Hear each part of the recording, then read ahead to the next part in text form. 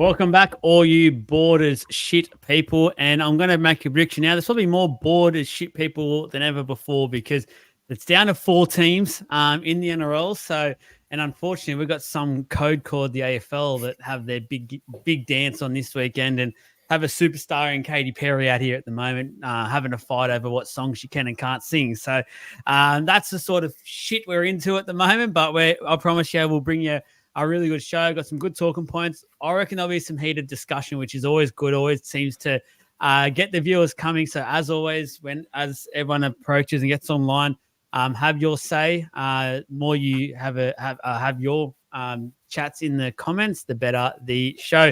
I'll get through the sponsors quickly while people are coming online. So shout out to the Good Friend. Really shout out to our major sponsor there. So the Good Friend is an exclusive membership giveaway program that gives back to charity with every membership purchased. Best part, they give away a prize for every membership tier. So you're not just thrown into a huge pit of everyone. It's all different tier levels. So you have a much better chance of winning. So go to thegoodfriend.com.au and sign up there and away you go. Vicker's doing some weird stuff. He's off for a second. He'll be back. The second one, Freedom Finance Group. With over 15 years of dedicated experience in the mortgage industry, Con had the privilege of guiding countless individuals and families through one of the most significant financial decisions of their lives, helping them purchase their first home, refinancing to improve their financial situation, or investing in their future. Go to freedomfinancegroup.com.au or visit both of those sponsors, their social media pages. Give them some love, give them a like, give them a follow, and just make sure you let them know that we have sent you their way. Help us, help you guys, and help them. So Mickey will be back on. He was doing a techno dance there, a bit of a chance, but we've got Jesse back, so I'll go straight to him. He's had a bit of a layoff, whether it's a Supercoach hangover or what, we're not too sure. Welcome back, brother. The shirts, as you can see. Just before I go to you, I'll just let everyone know a bit of a secret. There is some behind-the-scenes stuff happening. So if you are interested in these shirts, go to the League of Interest Facebook or Instagram page. Go to the link and go ahead and make sure you get one of these because they will not be around much longer. I'll just say that. There's a fair bit going on in the background. So, and a lot that I think a lot of people will be keen. But these are great shirts, so get into it while you can. But Jesse, he's back, Mika. Hey. He's not trance dancing anymore. How's things, mate? Where you been? Tell the people. Yeah, well, it kind of coincides with the end of Supercoach too, and I don't want it to look like I've just bailed on you boys second Supercoach finish because it appears that way. But no, I was crook for weeks, and then I come back, and then I had a big time at work, and then I went off with my brother's Bucks last weekend. That was a fair few days, and I've just gotten back into it now, and I'm like, cool, like let's get into it. But admittedly, I haven't watched a great deal of footy since Supercoach has ended. I'm a fair weather fan when it comes to the NRL, if there's no game involved. But no, like I definitely enjoy obviously talking shit with you boys on the pods, and it's good to get back into it. I feel rusty as all hell, so yeah, no, it's just been a chaotic 3 weeks now, hasn't it? Far out, it's flown by. Yeah, but I'm back. I'm alive. Raring to go. Yeah, it's all right. Me and Trav have a bit of a sore back from carrying you, but that's all right. You can pay our medical bills. Just a quick one. Just shout out to you to Shem, who's doing it a bit tough over there in New Zealand in hospital. So shout out to you, brother. I know you've been a big fan of us and I've done a bit of work with you and your page as well. So shout out to you. Hope you're doing okay. And hopefully we can give you some much needed entertainment. Forget about things for the next hour or so. Trav, go on. Go talk about it. Hurry up. Have your 30 seconds. Go Storm. Go Storm. Yes. Oh, you don't even know who to go for. No, I've got the hat. No, I just said it because I know you're pissed off about it. I'm a massive Swans fan. Let's go. We're in the granny this weekend. I'm also a big, massive Storm fan, so let's go. I'm ready for both. How does that work? Nick, what was that, Jesse? So how does that work? That's what I said. You don't have to, mate. You don't have to go to. You don't have to go for the same town to go for the same footy club. I'd do the same thing in American sports. I go for the Green Bay Packers and Orlando Magic, Chicago Blackhawks in the ice hockey. There you go. Arse hockey. Arse hockey. Yeah. About right. Mika, How's things, Yeah. brother? Another week, another episode without your brother, actually. So you get to actually breathe for once, I feel like. Oh, mate, it's going to be glorious. I feel like it'll be smooth. There'll be no interruptions because he's such a fucking rude prick and talks over everyone all the time. There'll be no bagging out Melbourne continuously past the point of where it's not funny anymore. I think we're on a winner tonight, boys. Smooth sailing. Bring it on. I cannot wait. Let's get into what caught our eye this week. I'll go back to Mika first. Mika can start us off this week. What caught your eye either on or off the field? What caught my eye off the field? I actually have one for each this week. I'm back in the game. Ticket pricing by demand at concerts is now in Australia. For those who don't know, Green Day had advertised tickets at a set price, and as they sold, the demand went up and the prices went up. It now costs between $300 and $500 to go and see Green Day, which is fucking ludicrous. So there's people now that have to buy bog average seats for twice the price of VIP tickets when they first went on sale. We need to get that shit out of Australia because it's just not going to end good. What caught my eye on the field or footy related, I will say, once again, the top four have made the prelims. It just goes to show the age-old you can't really win the comp if you're not in the top four. I know every now and then you'll get a team make the prelims that wasn't in the top four, but, I mean, is anyone really surprised about the top four? I'm not. Nope. So, not that's at what all. caught me eye footy related. Just on your ticket thing, I want to actually shout out there to the airfares out there as well. Those companies, that's the way they jack up prices for these sorts of events is actually ridiculous. And I don't know how they continue to get away with it, but that's stupid. It's just silly money. That some of those like Townsville to Sydney tickets on the weekend I couldn't believe what I was looking at. That was ridiculous. Yeah. I reckon it's to stop scalpers and stuff for concerts, but it's fucking it's wild. No. Throw it in the bin. Trav, what caught your eye on or off the field, or you can have one of each? No, well, I had both, and you both mentioned them. So my first one off the field was that it's cheaper to fly to Europe than it is to fly from Brisbane to Melbourne for the AFL. So you took that. So it's $1,800 for an return airfare from Brisbane to Melbourne over these next couple of days, just to go down and watch the grand final down there for the AFL. So this whole price gouging rubbish is ludicrous. So I agree. But yeah, and what caught my eye on the field was the top four. It was by far and above, clear and above the rest of the competition, and they made the prelim. So yeah, Mickey, you stole my thunder, and Joel, you stole it too. Sorry, Matt, I should get my mouth quiet. Diggs, do you mean you didn't know the Martin brothers were brothers? I think we've said it on this podcast about 20 the Martin times. The Martin brothers are brothers. We don't just say it for the sake of it. They are definitely complete opposites, though. Yeah, that's why you get the confusion. Personality. I'll let you in on a little secret. It's two different dads. That's why. Still, they're brothers. It's all good. Still brother. That's why we don't look alike. But in our family, like, even though Neil is my stepdad to me, he's been my dad since I was very young, and Adam's just been a brother. There's no stepbrother bullshit for us. It's been like that for a long time, but that's why he's got the red hair and I don't. So, and on that, guys, just to spruik another thing that we were doing in the off season, we are going to do some interviews with the actual panel here. So having one-on-one interviews, get to know each other a bit better, and get to let you guys in a bit more things. And I'm telling you, Mika has some great stories. I'm very, very keen to get into Mika's one for sure. Jesse, what caught your eye? You've had a few weeks off, but just I'll let you narrow it down just to this week because we might be here all night. No, honestly, I was thinking, like, what has caught my eye in the last 3 weeks? And genuinely nothing of note. Your bed? It's been a blur. I've just been tunnel visioned. I'm like, this is shit. I'm here now, and I'm thinking about, like, what's just happened. I had my brother's Bucks over the weekend. I'm not going to say anything that caught my eye then. That's confidential news. But outside of that, yeah, it's just been the same old song and dance, honestly. Jesse, you can't leave us hanging, mate. I'm on the road. Let the podcast is in on one story. One story. One story. You cannot leave us hanging. Wow. What can I dig into on the one story? All right. Look, okay.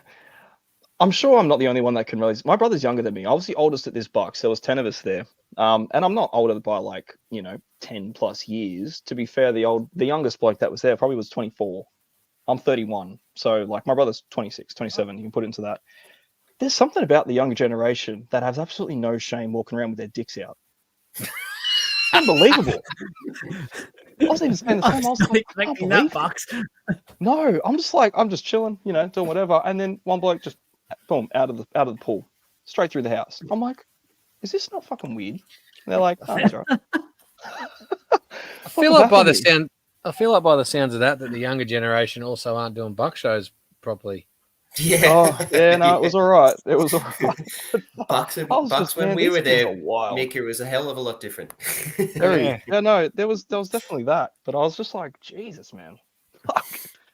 I guess this is just the way it is there. Oh, it blows my mind. But yeah, I'm not going to say that's what caught my own the last few weeks. It's a bit funny, a bit how you going. But yeah, it was just a fun time. I can't party like I used to. At least I know that much. Yeah, no, I'm in that boat as well. Oh, mate, I've lived the next League of Inches get together. Make sure you're wearing extra underwear, please. We won't be condoning any of that nudity. Thank you. Absolutely, especially while cameras are around. What caught my eye, and sorry, Trav, I'm coming at you here. Not you actually directly. I'm coming up more so another panel member of ours who isn't here tonight. I was hoping you would be.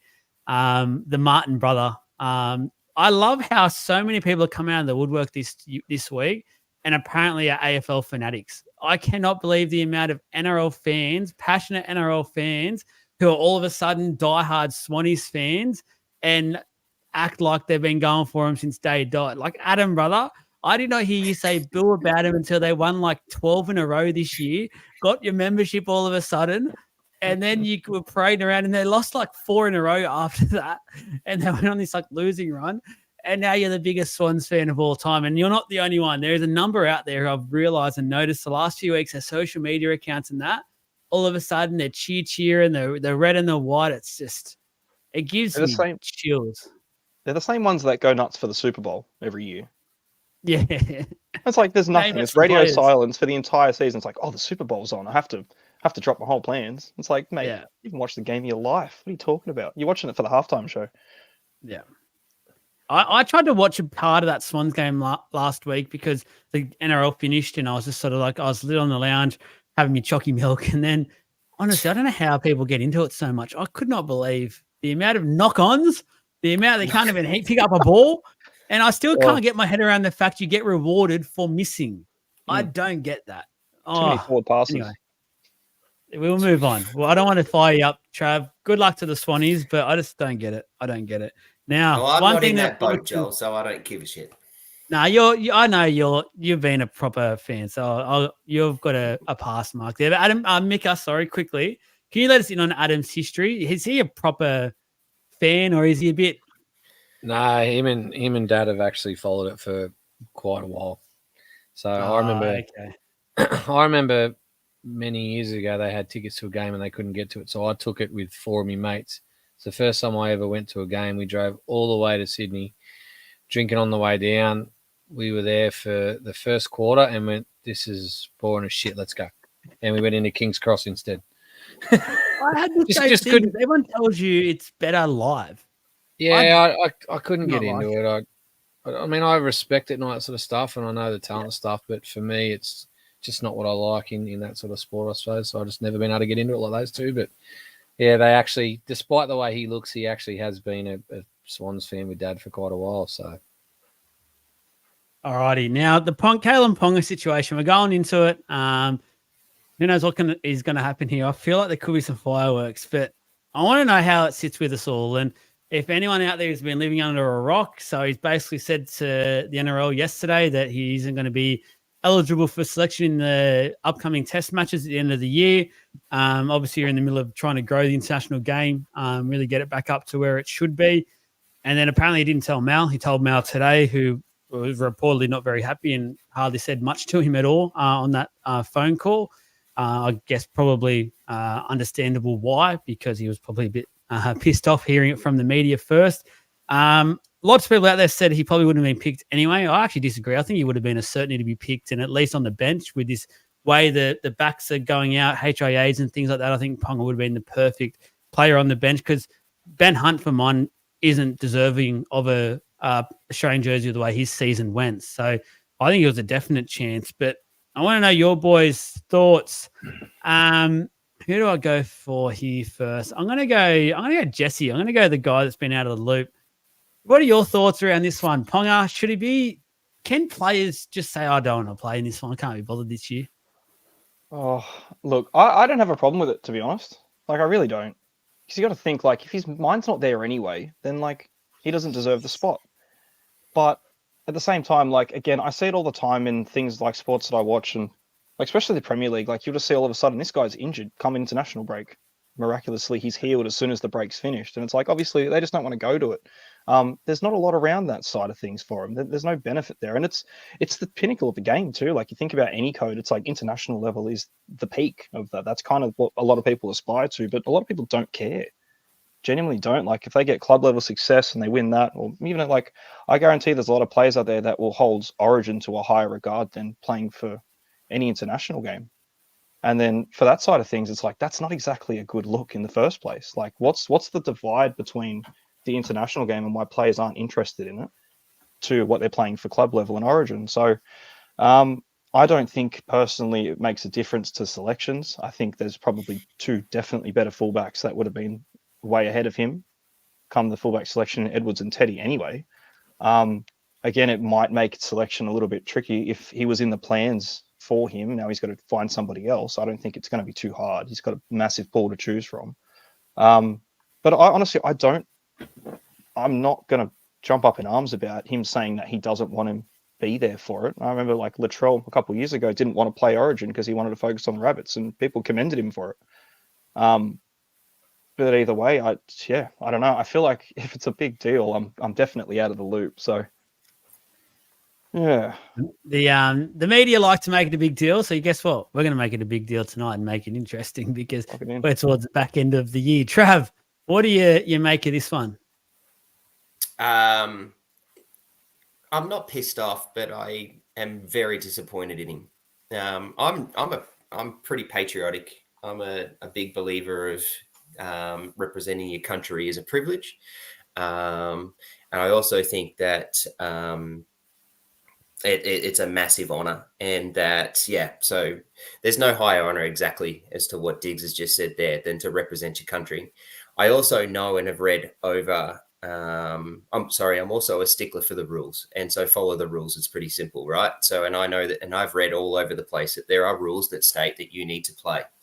Just as simple as that. Okay. So the rules say that you need to make yourself available to play unless there's a reason to pull out. For instance, you've got an injury or whatever. And then you end up with what Jesse's saying about players making up injuries, but then miraculously come back afterwards. But I just think it's piss weak. I think he's gone about it the wrong way. I think the fact is that only today that Mal Meninga only found out that he didn't want to, and he's gone out and did it that way, I think was piss weak. And I think it's piss weak that he doesn't want to represent his country. And that's, And look, I've got a lot more I want to say on it, but I think I might just sit on that for a little bit and see what the others go by so that we can turn this into a bit of an argument. But oh, look out. He's fired up. I'm good for that. I'm ready to go. But I'll sit on that for a second. You mentioned representing his country. Well, if there's any reports to look by on what NRL 360 showed tonight, maybe this country isn't the country he wants to represent. Mika, what are your thoughts around this one? I have so much to say on this. There's so many different angles. Where do I start? My God. I actually don't think the international is the pinnacle of our game. It's Origin. It has been for as long as I remember. And it comes down to the simple fact that the international games are usually rubbish. Like, I remember one year when I was going out with my mates heaps, we got right into the World Cup. I don't know why we were going out heaps at that time. It wasn't that long ago when I was like young and stupid. I was married and kids, whatever. We stayed up heaps late, like 3 a.m. and shit. I remember in the semi-finals, it was Australia and Fiji, and it ended up like 66-0. And that's what most of the World Cup games are like. Now, I know it's improved a bit, and I know we're trying to grow the game in the Pacific, and it's great what Tonga and Samoa have achieved and stuff. But like, how many of you how many own Australia jersey? Yeah, one. How many Parramatta and Melbourne jerseys have you got? What, really? 7, 8. Yeah, like the interest just isn't there. It's club. It's all about the club. I would give anything for Parramatta to win a comp. I barely even watch Australian games. They're cocky. They're always going to win 99% of the time. Every now and then they might get beat by New Zealand, but the interest isn't there in that regard because the games usually aren't that exciting. And the other angles, I can't believe Newcastle just didn't say he was injured. They could have said anything. He's had an ankle injury, a knee injury, mental health. He's only got 2 concussions left before he's dead, so we can't risk them in the international game. Like, they could have handled that so much better than what they did. So I reckon that's a massive fuck up on their part and Ponga's part. Like he needs to be smarter too. I don't have a problem with it. I think any player should be able to sit out of rep footy. I can't believe it's a rule in the contract that they have to play. The club should always come first. They're the ones paying the bills. They're the ones that bring in the fans for the majority of the year. And 99% of the people that are into our game, as I said, they don't massively passionately support Australia. It's not like the Olympics and stuff where that's real passionate and supporting your country. It's just, like I could go on for ages. Tell me to stop. Good. Just on one point first, before I attack other parts of this, I want to talk on what you mentioned there, how the club should have been able to attack this. And by all reports, they knew nothing about this until a letter basically rocked up at their door saying from Kalen and his dad, which is another issue in itself that I think Newcastle Knights fans are getting very, very sick of at the moment in the way that they dictate everything. And it's just another circus involving Ponga, and Ponga needs to seriously sort out who his manager is and who his father is, because for mine, I don't think his father's doing anything good for him in terms of his playing career and how he's actually seen. If he wants to come out and represent the Kiwis or something, all good, do it. But we all know you can't keep playing for Queensland if you want to do that. That's who you choose to do. No worries.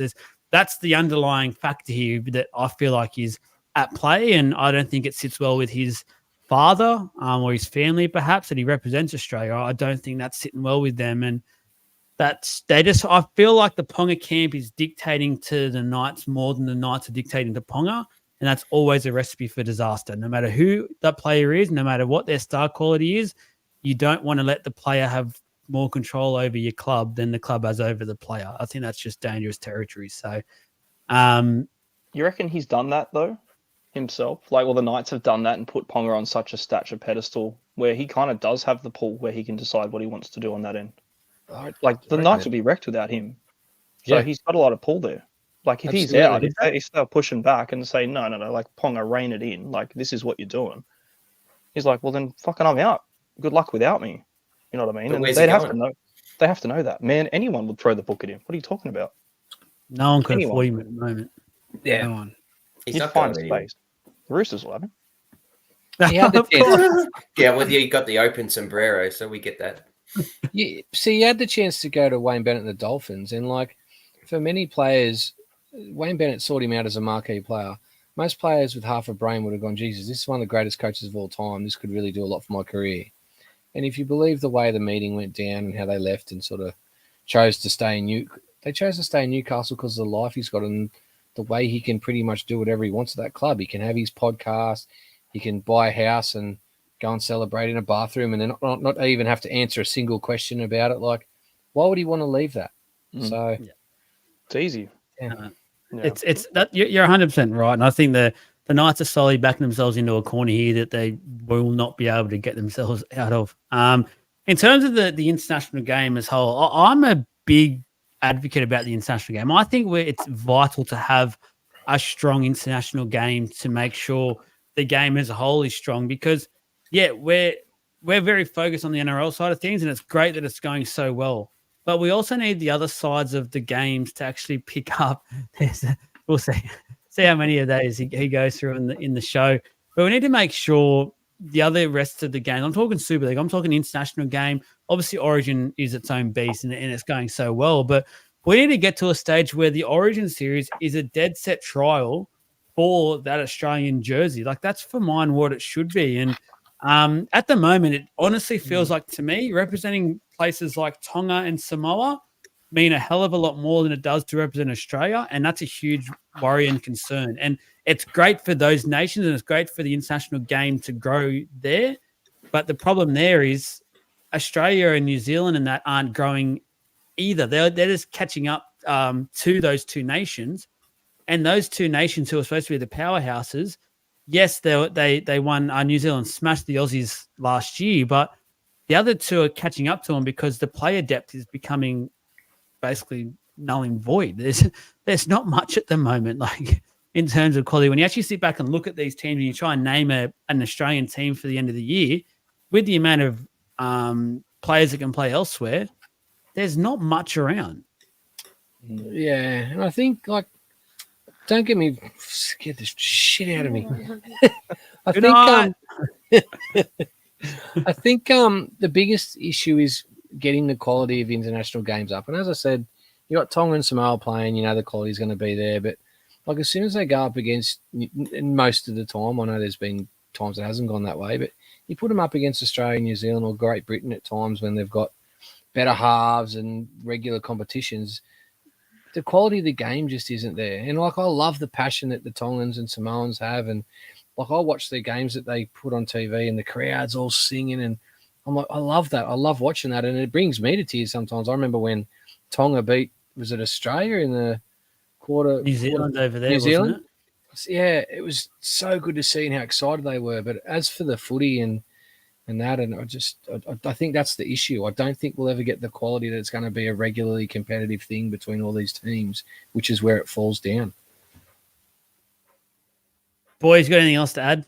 Trav, come on, you had some more. Yeah, I think you touched on it pretty heavily there, Joel. But like, we know that Origin's the pinnacle, and that's because the game's built that way at this point in time. The players but you have a look at how many guys come from all these different countries that are within all of our clubs, which is why Joel's saying that, it's hard to pick an Australian team at this point in time. Like, I get it. But the pinnacle is that, but the pinnacle should also be represent your country at literally at all costs. That's what we should be able to do. And at any time that you get that opportunity to represent your country, then you should take that. And the rules state that you need to be available. But yeah, like I'm pissed because I just don't. I think he's taking the piss. And I think go. I just don't get his argument. I don't get his whole, I want to help Newcastle as best I can to win the premiership. What else can he do? Like, what's not playing? That's his job anyways. That's his bloody job anyways. That? Yeah. Is the international thing, just on a side note, is it more of a cultural thing from Australians or a talent thing? Because I'm just thinking about Australian sports in general on the international level, and we're pretty bad. Like, look at the Socceroos. That's the worst Socceroos team I've ever Graham seen. Arnold, if you want to jump on the podcast, that's the worst Socceroos team I've seen, and it's just bad. But even still, I know from that side of things, you do want to represent your country, like you want to play for them. But I just don't see the same level of the footy just being like, I want to play for Australia. Like, it's just not there. I'd be like, you'd much see it more in the Origin side of things, definitely. Do you think it's different with like rugby union? I feel like rugby union get right behind the Wallabies. Is it because it's an Olympic sport and they don't have Origin and stuff? Like, I don't know. Maybe the international levels are higher standard. It would be, I guess. The international union's definitely a lot more. It seems to be a lot. Well, not that I watch a lot of it, but it seems to be a lot closer than International Rugby League. Mm. And is it part of the Olympics? I don't know if the interest is there. I just don't think it's going to be big. I just don't think it's going to be at some point for whatever reason. I don't know. I think the NRL definitely need to help. I feel like I think they need to help the international game continue to grow. I don't like that it seems to be so far back at the moment. Every time we have a World Cup, we see the lesser known nations do so well. It seems to be at an all-time high, and then we just seem to let the ball drop for those next 3 years, and then it comes back to the World Cup year, and everyone's back in the. It seems to be a recurring pattern that's not working. Talking about that quickly, I just want to talk about the halfback position because I look at it. Obviously, Nathan Cleary will probably not be playing due to the fact he's injured, and he's battling on to get through the final series, and he'll get his surgery and go over to England and be with the Misso after she's spent some time here. So it makes me think about who's next up in line. I've heard the rumors about Moses. Apparently Mal's called him and said, please stay fit. He's come off a huge injury. If there's any player that should be saying to their club, I'm staying back to focus on my club and getting all right for the preseason, it's Mitchell Moses. He should not be worrying about rep footy. He's already done that to us once this year with the Blues and prioritised the Blues over Parramatta. So he should not be one. It makes me think, who's next in line? Is it Cherry Evans? Do they go back to the old Warhorse, or is this the season that they go different? Do they give the ball to maybe Dearden as a half and go have this year as a half, work it out that way? Who have we got as a halfback, boys? Because there's not many options. Slim pickings. Prince Nico. Just something you mentioned there, Joel. No. You sound annoyed that Moses would put New South Wales before the club. Yeah. Are you suggesting he should have said, I'm not playing rep footy this year, I need to focus on Parramatta? I knew this would get brought up because it sort of contradicts things. But what I mean, Ponga's not injured. So Ponga, to be saying I'm not playing rep, just does not sit right with me. Moses has been injured, is injured. So for mine, should be sitting out. Of Origin. Yeah. When he wasn't injured. Yeah, he was fit. He come back for a week before he played Origin. Yeah, 1 week after a 10-week injury. Like, he rushed back to make sure he was fit for Origin. Yeah, and look how good he played. Oh, good on him. But it didn't help Parramatta. This is my it's got Parramatta. The Blues won Origin. Happen again. What's the priority here? And because Origin is up here and the international game's down here, he could play no weeks and come back for the international game and kill it. True. And now I'll probably pick him. Injured Moses. He's got no one left. Who? Hey, I said I'd pick an injured Moses before I picked Dearden as halfback. No, not got Dearden. Exactly right. I'd go Cherry Evans, to be honest. I think he's trialed. He's safe. He's tested. You can put Cherry Evans in. Like, okay, he might have lost a bit of pace, but his game is too good to ignore on the experience side of things. So, yeah, I think if you're out of options, unleash Luke Brooks. Unleash Brooks. And Val, we need a replacement for Val Holmes as well. It's not clear. An interesting season ahead. I think there's only 2 games, but it'll be interesting. Trav, who you got? Cherry Evans as well? Yeah, I've got Cherry Evans. I was just waiting to chime in. But no, I've got. Look, it's funny because we're sitting here going, who's left? But he's not a bad option to have. Who's left? To be honest, and I'd pick him as my second option any day of the week, really, over everyone else. Prince Nico has had a horrible year and has shown that he's not a big game player, which means put him in a representative platform, and we'll see what happens. Mitch Moses is injured. I don't think Ben Hunt can get picked this year. I think he's out of the team, so I couldn't even pick him to be put into that spot. Sam Walker's injured. So there's, I'm not picking Adam Reynolds. And then the rest of the other good ones in the league are from New Zealand or international. So, yeah, DC is not a bad option. And like Jesse, as you said, the halfback this year with this team is just going to need to be a really good game manager. You don't need a Cleary who can do all the things that he's done. He's just going to have to game manage really well. And DC can do that. And they need that leadership. Moses is always ready to go. If we think that it goes Origin, I don't know, you can put international and normal league here and there. Do you reckon Nico Hines would be a better international player than he would Origin? If he's got like Irish or something in him, yes. He can go and play for Ireland at the World Cup, for sure. Go to Lebanon and play for them. No pressure. Go out and do your thing. Not kicking 100%. Moses out. I know what you mean, though. Like just that lesser pressure environment, let him go. Definitely. So who knows? Let him prove it on the international stage before he comes and plays for the Blues. How's that? Does he have Trindle next to him? Because if he does, it'll help him. Yeah, good luck. All right. Next one up. This one is another talking point this year. Reece Walsh, apparently rumored $5 million. Oh, sorry, Mika, you got something else to add? I didn't get to say anything. I think it's Cherry Evans. No, sorry. Off you go. Yeah, Cherry Evans. for all the reasons that the boys said. But honestly, I'll tell you what. Given how Origin went, if he is fit, I would have Moses there. I just don't think he'll be properly fit. Yeah, that's the only reason why I said not Moses.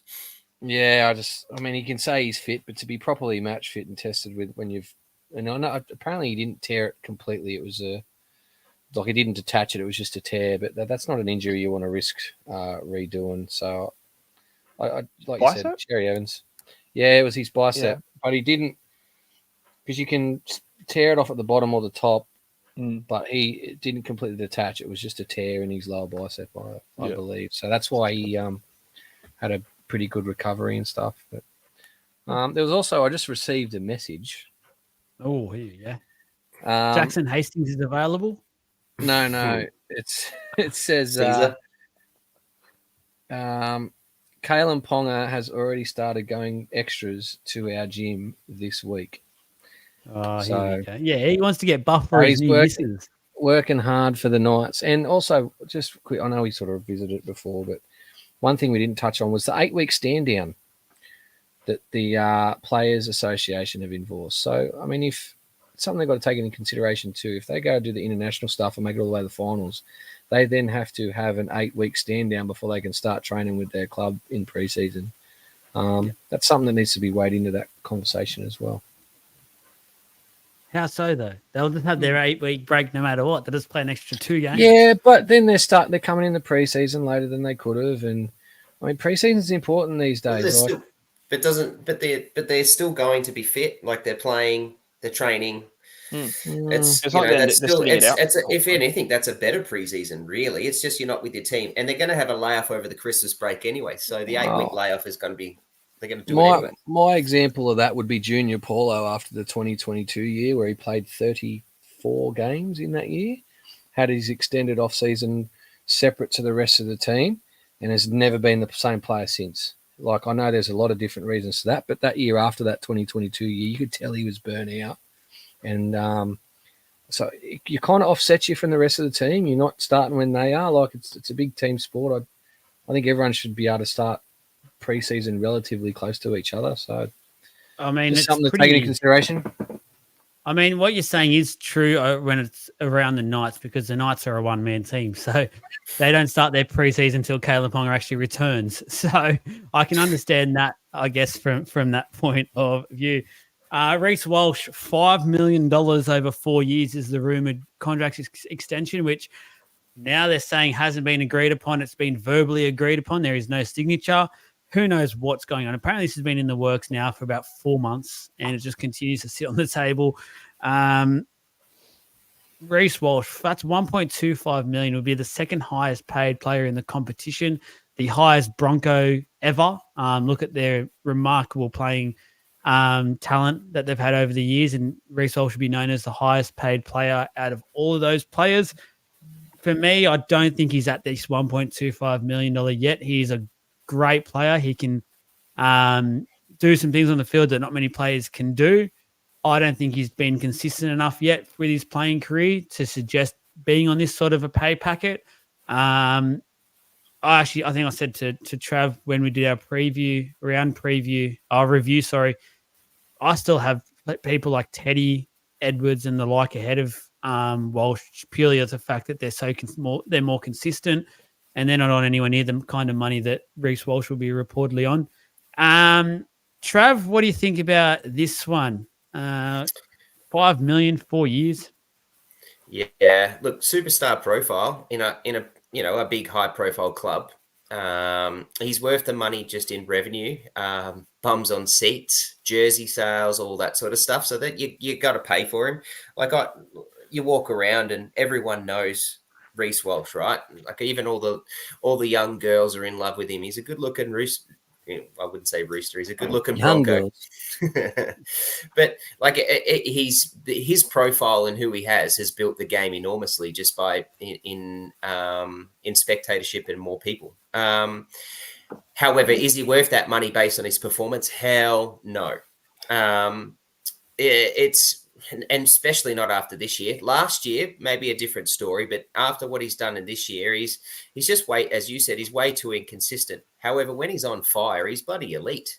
The problem that I've got with that is that and this is coming particularly from a Supercoach platform too, is that, 1 week it's enormous, and then for 5-6 weeks, it's void. It's gone. He's a passenger. There's nothing there. He doesn't do much. The other thing too that I find with Reece Walsh too often is that he relies too much on the rest of the guys. And if you're going to pay him 1.25 million, you need him to be a full-on playmaker.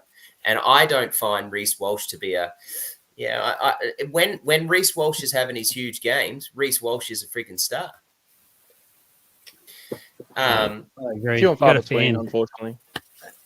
Oh, I think that's the same. To me, the other thing to me is, and the issue that I've got with this is, I look at this entirely with the roll-on effect after particularly what they've recently done. Like, I think they gave Mam 800K. Haas Carrigan had been hugely paid. Now they've put into Walsh. You got November 1. You're about to have issues with Stags. You've got to sort out Stags and Cobbo. So there's going to be 6 dudes after November 1. So the issue you've got is the roll-on effect of what's going to happen. And they have to buy a halfback pretty soon because Reynolds is cooked. So what are they? My issue is with that. He's worth the money, but yeah. I just want to touch on your point where he watches the other playmakers and stuff. I think that's the problem with every fullback. I don't think any fullback should be on over $1 million. I think that should be for halves, because if you don't have good halves, your centers don't get space, your forwards don't get direction to give your back space, and you can't bring your fullback into the game. Every now and then you'll have an exceptional fullback like Reece Walsh or Kalen Ponga or Jared Hayne, who can insert themselves and dominate games from the fullback position, but none of them have been able to get their teams the competition. Like, you look at Jared Hayne, he had his run. You look at Ponga's run last year. You look at Reece Walsh's run last year as well. Teams figure him out and they just put numbers on him. And if they don't have the halves to back him up to then create things other than what the fullback can do off his own talent, they get nowhere. That's why Newcastle remind me so much of Parramatta from 2009 to 13-14. They invested all their stuff in Hayne. And once teams figured it out and just put numbers on him and realized that their halves couldn't create jack shit without him, they were done. So I don't think not just Reece Walsh, I don't think any fullback should have that kind of money, because what you can do to a game is too much controlled by the people that get the ball before you. Jesse, what do you got? Fire back. That was a big thought bubble then, Travis. I could almost see that thought bubble coming out of your head. Just trying to figure out how I'm going to disagree with you respectfully. Can you confirm you'll sing the song at the end of the night, Trav, just to keep our guest Adam Martin happy? Look, I'll send him a private video. All right, sweet. Jesse, back to you. Yeah, look, I think it's ludicrous money, to be honest.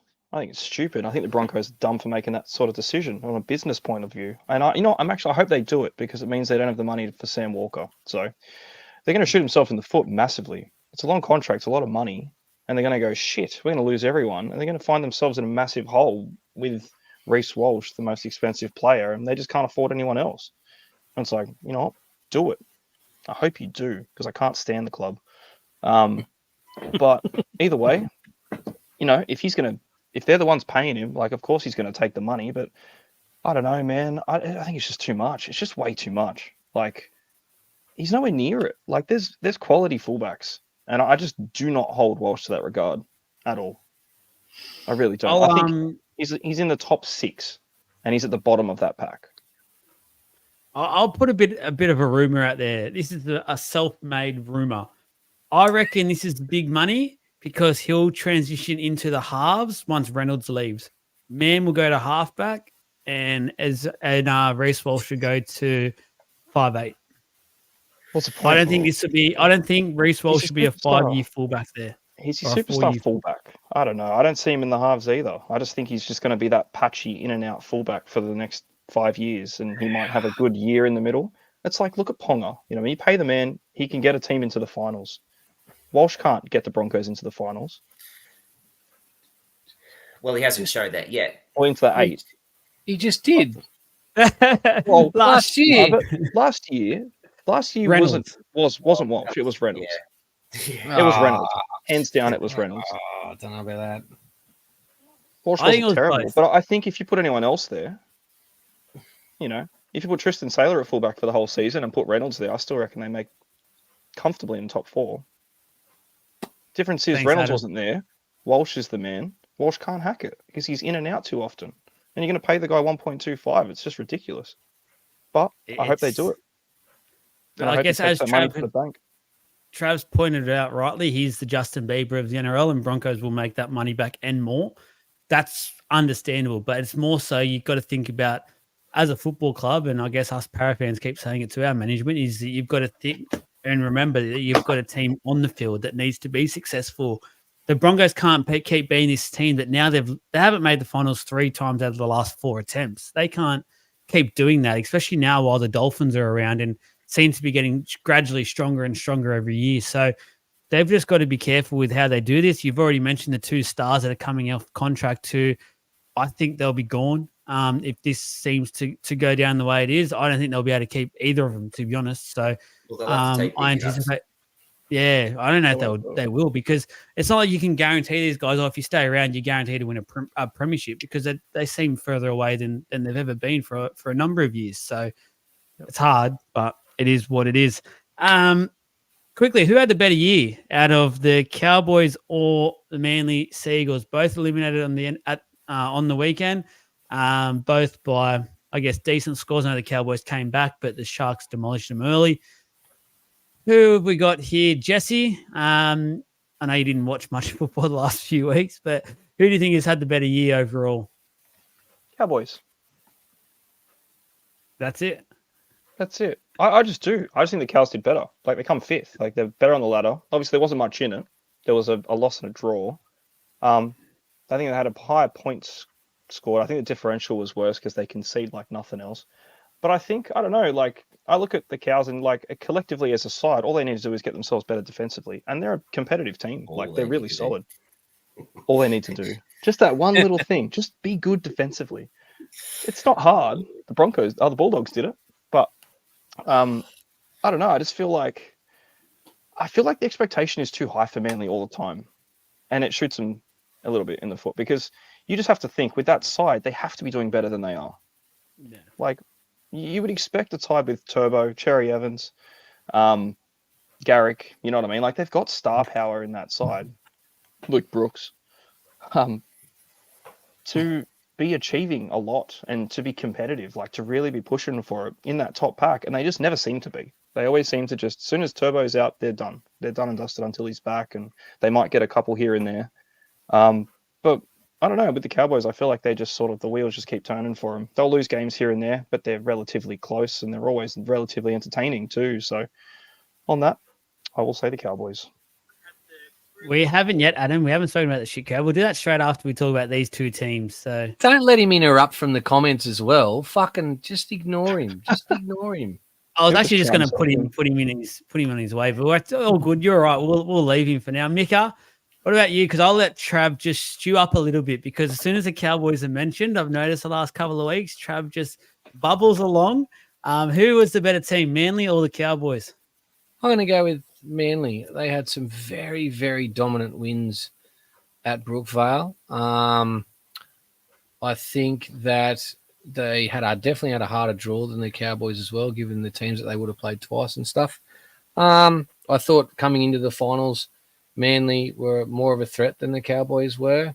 And I fucking loved last week watching Peyton sitting in the coach box when it was 22-0, chewing his fucking gum like an arrogant prick that he is. It was the highlight of my rugby league weekend, seeing the look on his face.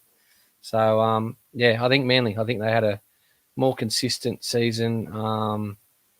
And out of those teams in the bottom 4, I thought they were more of a threat than the Cowboys were.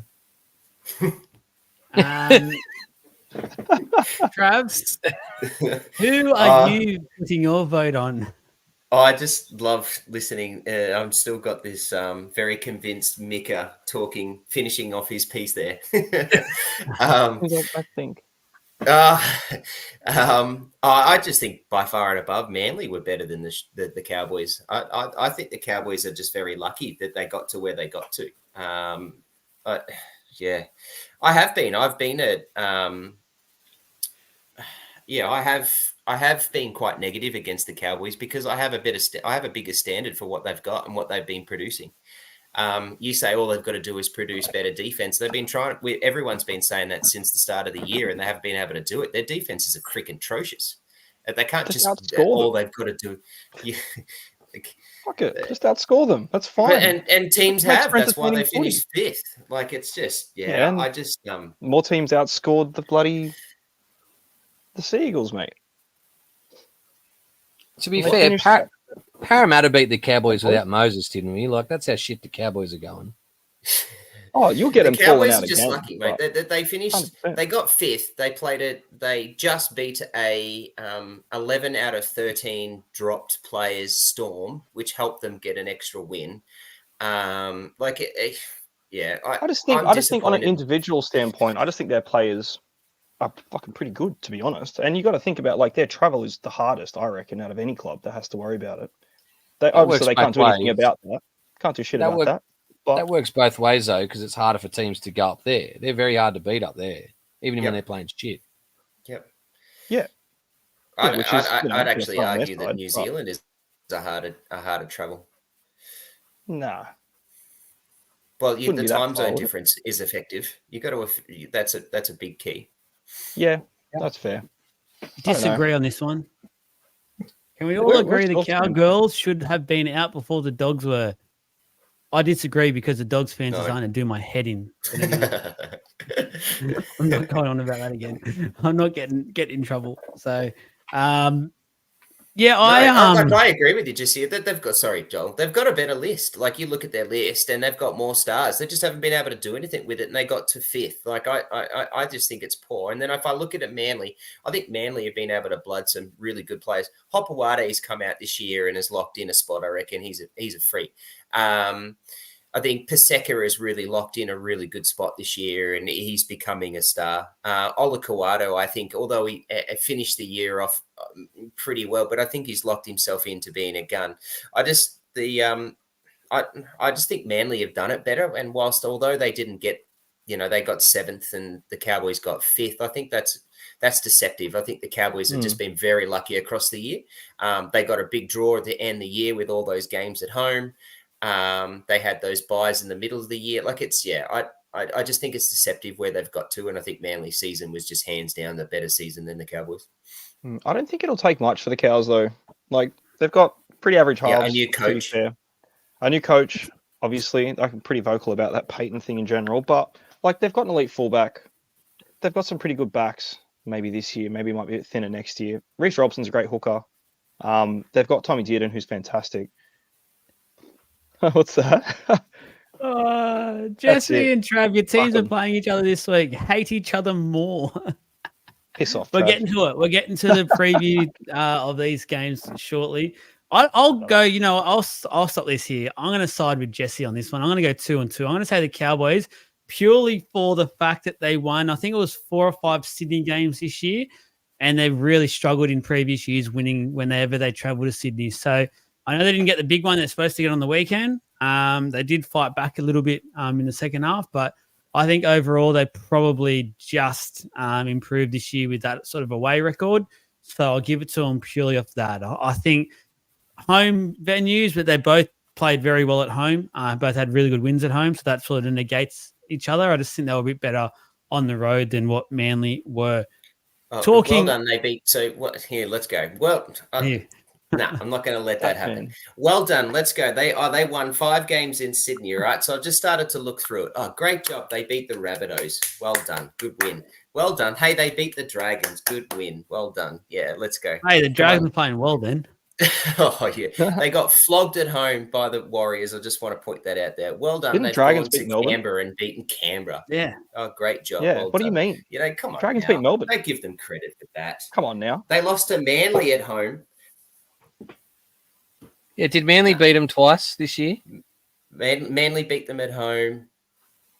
I haven't. Because that would say that Manly had a better year than Cowboys if Manly can just beat them twice, right? Well, if they just play each other all the time, then definitely yes. You know what? I'm going to side the other way now. Jesse, you shouldn't have an opinion. Your opinion sucks. And you're just going to My get shot down. opinions are entirely based off Supercoach. You should know this by now. The Cowboys have a better Supercoach team than Manly do. 100%. End of discussion. All right. Now we're going into the League of Interest Cup. Is the first game up? The Storm versus the Roosters. So Trav, the Storm man, Jesse, the Sydney City Rooster fan. I know people probably forget that because he even forgets it himself half the time. So he doesn't even know who you go. He hasn't watched in the last 2 weeks. He forgot he's in the comp still. Mikael, let's go. Let's talk first before we get the two guys who are just going to talk with their heart. Who are you thinking for this one? Just tell us who you think will win and why. I said in about round 5 that Melbourne will win the comp. When we got closer to the finals and it was clear they were going to get the minor premiership, I said they will waltz into the grand final. They don't lose prelims down there. They very rarely lose finals down there. So I think Melbourne will win. However, I've seen a few articles and interviews this week from the Roosters, and I feel like it's probably not going to be the walkover I suspected. I reckon the Roosters will turn up. Jared Hargraves he loves being an underdog, but yeah, I think Melbourne will just get there. They don't lose prelims in Melbourne. Well, they have Roosters don't beat Melbourne. Sorry.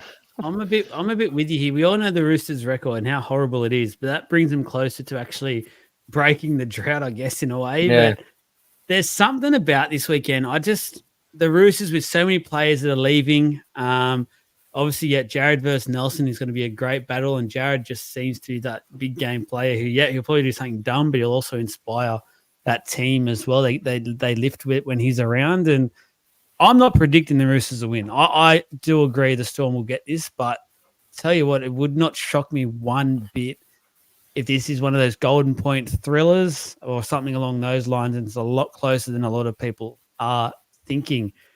Who do I let go first? I'm going to go Trav. Why will your Melbourne Storm win? Why? Because we're at home. Because we're better. We've got better halves. We've got better wingers. We're a better team. That's why, if you want me to give you an exact answer. I don't know. Yeah. But we're coached better. We're just coming off a nice rest. We had a big win first week. We're healthy. That's why. But I am with you, and I am quite concerned because I think this game can be swayed. I think the Roosters showed last week that they can beat us, and it's tough. But I am slightly concerned. I think it's going to be close. I've got a 26-22 win, so I think it's going to be close. Sorry, Trav. Oi, Lola, you just focus on Sunday's game, all right? I'm dipping out of work for 2 hours just to sneak over and watch it, so you better win. Just before I throw to Jesse, just on the Roosters, they were very good on the weekend. I know Manly were probably a bit below their best, but I think that was a lot to do with the Roosters and how they actually started that game on the weekend. They were very, very impressive. Jesse, why are the Roosters going to win and why? Oh, why are the Roosters going to win? Sorry. I wish I could lay it all out as confidently as Trav just said, to be honest with you. You can't. I'm not sure. I genuinely can't. I really can't. I really hope they do. You know what I mean? Like, obviously. But I genuinely, being a realist, I just don't see how they do it. Everything is in Melbourne's favour for this one. It really is. Like, they've got it all sort of going on that said. I don't think it'll be 4 points close. I think it'll probably be 12 points. But okay. Yeah, I don't know. Like, Roosters just can't seem to do it against them, man. Like, it's been a long time, especially down there. So, look, it's one of those sort of pressure cook games. It could go anyway. It could go either way, dead set. But I don't think it's going to be very, very fruitful for the Roosters, unfortunately. So what you're saying is that the Roosters have about as much chance of beating Melbourne as the Central Butcher Boys have of beating the Maitland Pickers this weekend in the Newcastle Rugby League Grand Final while they go for 3 in a row. Exactly what you just said. I don't know what he's talking about, what he said. Yes. Was that even English? I'll explain later. So we're basically, it seems like all of us are going the Storm. A few of us are saying a much closer game than expected, but I think Jesse's having a bit of a going the underdog tag here. No One pressure. last question for you, Jesse. Will you actually be watching the game? I will actually watch this game. Yes. Perfect. Okay, I'll be there. Awesome. I'll put my tips in. So you're going to Melbourne? Nice. I won't be there. Yeah. I'll be Only there. a little drive for you from where you are, so it's about what 10 hours. You'll be there. About that. Yeah. So 10 hours is fine. Next one, Penrith versus the Sharkies. I'll be first off the bat here and just literally just go out and say it. The Sharkies will not get within 20 points of the Penrith Panthers. I do not give them a single chance in this game at all. Sorry, but Penrith are just way too above the Sharkies at this stage. I'll just go around. It's easy this time. Jesse, what do you got for this one? Yeah, Penrith. It's stupid. I think 20 points is generous. Yeah. Well, they haven't scored a point against them since like 22. Oh, stats, man. Yeah, it's insane. The last two games have been held to nil, and they've been like 44 and 20 something. And the last one was like they scored 6 points on them. There's no chance. Like, and it's the most predictable grand final ever. It kind of sucks. It's been a bit boring, hasn't it? This whole No, final but it's good. series. Two good teams. It's good. Yeah, Not I know really. the best two teams, but it's the obvious two teams. It's like, give me something fun. Matt Moylan, the last try scorer. Damn, Mark. There you That's, go. that's That a was- hell of a start. Goodness me. That's Trav? unbelievable. This you is got? Penrith in a landslide, man. 46-10 at least. Penrith will just make the Sharks look like they're guppies, man. Like this is a boring game on Saturday, and I think let's just give our preview show a bit of a plug tomorrow night there, Jesse. We'll talk a bit more about this, but all I can say is I'm lucky that the Storm play Friday night, we get a good game, and then the AFL Grand Final on Saturday, and whether I feel like tuning into that rubbish, because I think Penrith are just going to flog them. Just tune Mate, in. mate, and when look you're- forward to whipping. When you're part of a rugby league podcast, you will be sitting down watching this game. I'm telling you right now. Well, hang on a Um, second. So I need you it's for the- okay I for you need you to for ask the review. Jesse if he's going to watch on Friday. It's just, but it's okay for him. That's right. I'm allowed. Oh, That's why he's up the top. That's why he's up Exactly the top. right. Yeah. Where's your league Mika. a shirt? who have you got? I thought all year, even before kickoff in game one, that Penrith would get beat in a prelim. After about 5 rounds, I thought it would be the Roosters that beat them, giving us a Melbourne and Roosters grand final. Obviously, the draw didn't give us that, and then injuries to the Roosters as well. And then the Penrith have had a weird season. They've played bad against bad teams. They've played good when they need to. And then in that week one final, that first 20 minutes, they turned it on. So I think Penrith are going to win. But, geez, I'd love to be able to sit here and go, you know what? I said they'd get beaten in a prelim before kickoff even started. So I hope the Sharks win by some miracle. Yeah. It'd be nice. I don't Um, want to see Penrith get 4 in a row. Roosters Sharks grand final. Could you It'd be imagine? nice. Oh, damn. Oh my god. Be a small Just a quick crowd. one. Be unbelievable. Why is this being played at a core stadium? It's going to be about 30,000 and it's going to look Mm. shocking. Why not just play it at Allianz again and just fill it out? It looks so much better. Yeah, the You don't reckon NRL are Penrith really to turn up? nah, Yeah. because they're so But, like, confident in making the grand final. Like last year, Yeah. none of them turned up to the prelim. Yeah, They, why waste they money? think they're going to make it. Yeah, See you next week. Yeah. Makes sense. the last year's must watch prelim the crowd show. when they played. Who did they play last year in the prelim at a core? Or was it? Didn't they have the Storm? No, they had the Storm, didn't they? Wasn't that the one the Storm weren't happy with? They got demolished, basically. They didn't, and Bellamy was furious after. Oh, I must be thinking of another game. There was a finals game recently where they played, and it's like the Penrith people just didn't turn up because they just knew they were going to win. Yeah. So that's why the crowd will be poor. But yeah, A quick one before we go for some questions to start getting them in, guys. And as always, the non-footy related ones are always the best ones we like to answer at this time of the night. NRLW obviously has the finals starting as well, so we'll quickly do our predictions for these ones. First one, the Broncos, who finished first, up against the Sharkies, who finished fourth. Broncos pretty short price favourites, $1.45 on this one.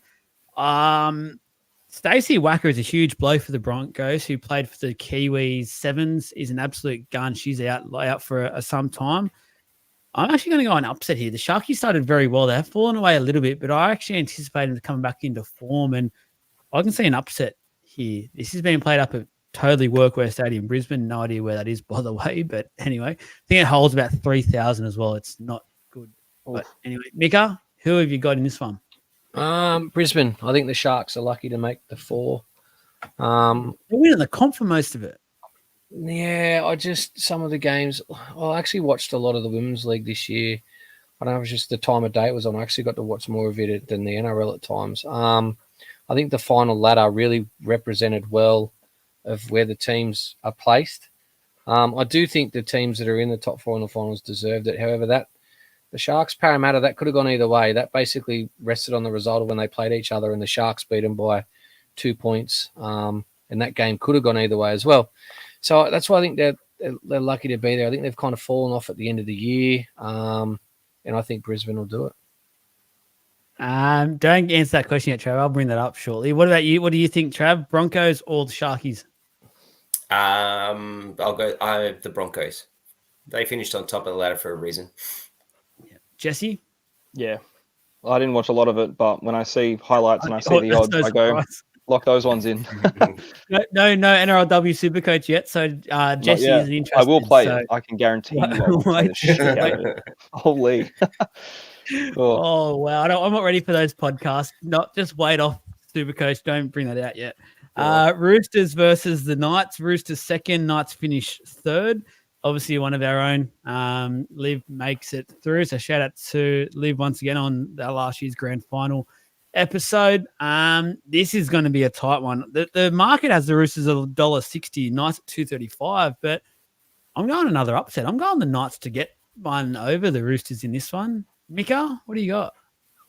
I'm going to go Roosters just because I watched the few women's Knights games that I watched this year. They came across as very arrogant, and I just don't like that. So I'm going to go the Roosters. Trav, who you got? I actually don't know I don't know that one. I think it's going to be really close. It's a really tough game. Will be close. Will be. Knights going for a three-peat as well, I believe. They've won the last 2 competitions. So. This is literally, for what I know of this and where I think this might go, I think this is going to be a really close game. And it literally will be a toss of the coin. I don't know who's going to win. I'll pick one and I'll go with the Knights. The good thing is they're both on the Sunday. It's a double header. So there's no footy on Sunday, but the NRLW has put both their games. That's great. Be able to sit back Sunday Arvo and watch these 2 games. Jesse, who you got? Back to Roosters in for this one, for sure. I know the Knights they're insane. They're solid. They've been crazy for the last couple of years too, but I like the Roosters side, man. I really do. I think they got some good girls in there and they're solid.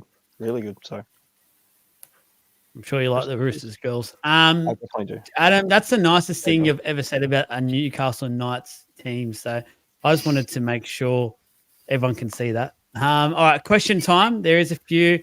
Start a couple as we were going as well. Just on the comp, Mark said in a bit earlier, do you think players would be more willing to play rep footy if their season was shorter? I don't know. I don't know if that's the reason. And that opens up a massive can of worms, because I bet you if you said we're going to shorten the season, they'd say keep paying me the same though. If you're going to shorten the season, make the pay a lot less. Yeah, I don't like it. Yeah, I don't think too much in it. Yeah, I don't think that's the reason they're not playing or choosing to. I don't think that's the reason that international's not sitting as high as Origin. It's not the season length for me. Yeah, no, I agree. Do you think this year's competition has been a bit underwhelming? Jesse, attack this one first for us. I think it has. I think it's been a very much a 2-horse race just between Melbourne and Penrith, and it's predominantly Melbourne. They've just been a standout. I think they've just been fantastic all year, and it's almost been like, oh, we'll basically give it to them now. There's not much point, and even leading up to the final series, you can kind of see it, and it's obviously going to come to fruition after this weekend when Penrith and Melbourne get into the grand final, and it's the best 2 teams again. But like, I don't know, it's just I don't really look at the other sides as it's competitive as those 2. I don't know if the league's kind of done it to himself in a way, but it's just very predictable. I wouldn't say underwhelming. I'd just say very predictable because there was, there definitely good moments in the league. I think Origin was fantastic. I think there was a lot of highlights for the year.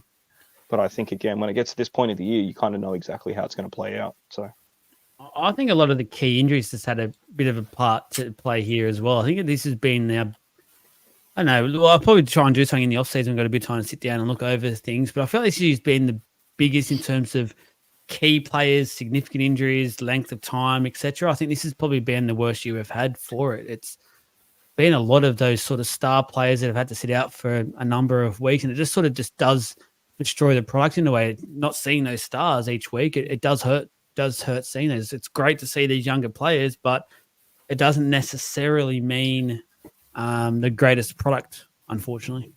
I think this year's been good in the fact that, like Penrith and Melbourne were the standouts, but I think the top 8 shuffled around a bit, and I think the rest of the pack kind of got closer. I mean, obviously the Roosters are up there with the top teams too, and you're right about the NRL doing that to themselves.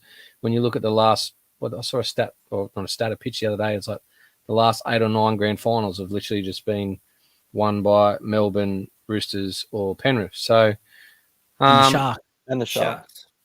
Yeah. I mean, 2015 was the last time we had a different team other than the current top 4 win the comp. So I know that they were still the top 3 and top 4, but I think this year for me, the rest of the pack seemed to compress a bit, and the games were mostly a bit more exciting to watch. Where I think is, you go back a couple of years, it was like a clear top 6, and then it was fucking daylight or whatever, Like I just thought the comp as a whole was a bit more closer this year. Yeah. Trav, final say on this one, and I'll go to a personalised question for yourself. Yeah, looking forward to that one. No, I don't think it is underwhelming. I think the injuries are what we've caused it to be. I think a lot of those ones that have been played out have been a lot of HRAs that we're doing, and the game has to evolve, and technologies evolve with that, and more medical advice and investigations has influenced that, and that's the way it's going to be. If we're all pissed off because the Penrith and Storm have got there, well, fucking do something about it. Every other team and beat them, or do something to fix your organizations, and or do those pressures and stop taking a piss when and stop getting shitty when these teams keep winning, because they keep doing it. They've got this so I don't think it is underwhelming. I agree with what you're saying. All right, here we go. Now I'll read it out for the podcast listeners. I keep forgetting about the podcast listeners. So this is from Adam Martin, a long-time listener. Martin, I think. Adeem Martin. Trav, I'm going to read it how he's typed it. Trav, you had to pick between the salary cap drama never happening and the Swans winning their last 3 losing grand finals, what would you pick? It's actually a better question than I thought, to be honest. Yeah. So is his next one. Yeah, the next one's.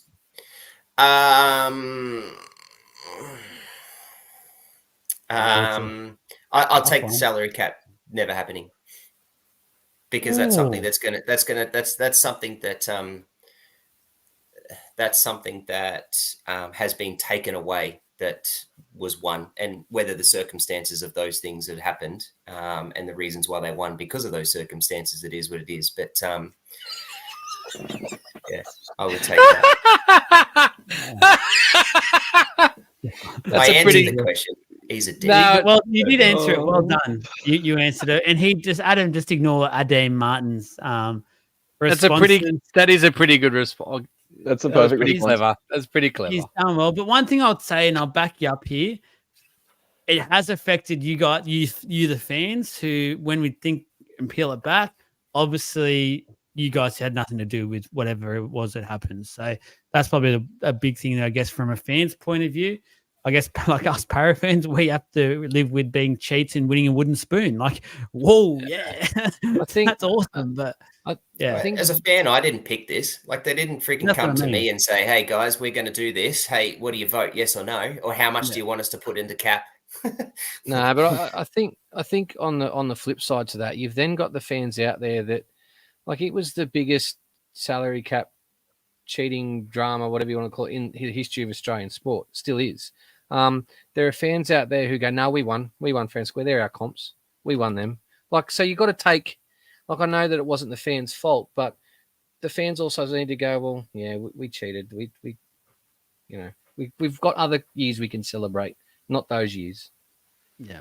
Yeah, but that's why I answered the question the way I did. Is that that's what happened? I wish that ever happened. We'd still have all those things, and I wouldn't have to have stupid conversations like this, or I'd have to give airtime to Dopey over here in the comments still. Bring his next question up. Let's bring his next question up. It was a good one too. All right, here we go. I just wanted to quickly ask Jesse, were you going to put a bit more salt into Trav's wound, or you're all good with it? You're all good with the storm? Nah, look, here's what it is. Trav didn't cheat. Fuck. Exactly. He's got to deal with it. Just cop it on the chin. Like, it sucks. We love Trav. Response is good. Love you, Trav. There's been a lot more podcasts than Adeem Martin has as well, so I love Trav. One for everyone who can wipe. Oh, hang on. One for everyone who you can wipe Penrith's last 3 comps from ever happen. Adam, are you drunk? No, I think you're drunk because you're saying Hang on. For everyone. One for everyone. Okay, here we go. You can wipe Penrith's last 3 comps from every happening, but your team is guaranteed to not play finals for the next 20 years. What would you choose? Why is that a question? Honestly, I don't care. Dominated and deserved their titles. They've been the best team by a country mile, and that's what sort of Trav said earlier. Like, we're just got to get better there. The other teams have to get better to beat them. It's even playing field. They've been the gold standard for years, and I think they will be for a while. And I think it's fantastic. I love watching Penrith play. I think they will be solid. They will be until Cleary moves to England to be with Mary in the next season. I'm telling you, in the next season. He won't leave his daddy. His daddy. Love is a funny thing. Love is a funny thing. You reckon Ivan goes to the Super League? Cleary, Nathan follows him. Well, put it this way, like as I said before, I see the Instagram stuff. Like they are down the rabbit hole. They're in love. They can't live in different countries at their age. They can't live in different countries and start a family and all that sort of shit. Like, well, he's gonna see his kid for 6 months, and they're gonna move together, and it ain't gonna be over here. She only plays for Manchester City. I'm sure she can find a nice A-League club. Yeah, I think the thing is, but like he can go over there and be the top of the game over there and earn really decent money, and she's just getting to the point now where her career is just starting. She's young. She will be eventually what Sam Kerr is, and she'll have all the sponsorships and stuff. She can't do that over here. He can do just as well over there, and that's why they'll end up over there at the end of next season. I don't know what this one is. Swords of Khan for a boost. Yeah, what does that mean? I don't know. Is that a game? Swords of Khan. Let us know, Mark, what you mean. Sorry, brother, but I don't know what you mean. I've got one final question. This will be our departing question. If you could be a professional sports person, any code, any sport in the world, and you get to live it for like a 10-year career, what sport are you choosing? I'm going to start Jesse. Oh, I'm playing in the Premier League. I'm not even going to double think that question. 100%. Yeah, without a doubt. Trav? NBA player. Yeah. And if I got to pick my franchise, I go and play for the LA. So I'm in California.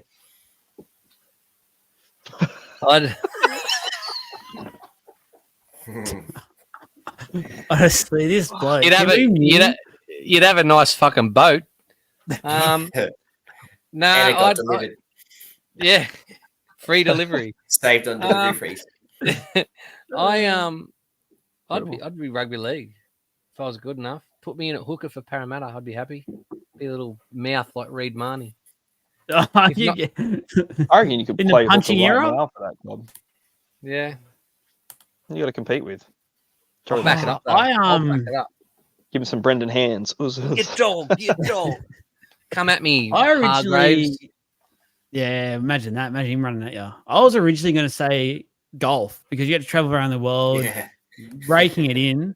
But then I sort of thought about it. I actually love and Jesse hit the nail on the head. I reckon soccer player EPL on that because the crowd, the atmosphere is just ridiculous. Like being able to play in front of that would be absolutely sensational. If it was like a lone sport, I'd probably choose golf, but F1's probably up there for me as well. I reckon that'd be an awesome lifestyle. That would be sick about F1. Yeah, F1.